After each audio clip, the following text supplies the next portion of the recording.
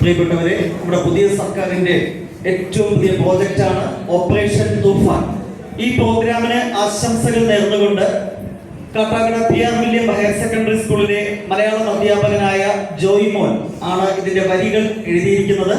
അദ്ദേഹത്തിന്റെ മകനായ Joel Carmel higher secondary സ്കൂളിലെ +1 വിദ്യാർത്ഥിയാണ്. അദ്ദേഹമാണ് ഇതിന്റെ മ്യൂസിക് ചിട്ടപ്പെടുത്തിയിരിക്കുന്നത്. ആരോമൽ എന്ന ഒരു ഡോക്ടറാണ് ഈ ഗാനം ആലപിച്ചിരിക്കുന്നത്.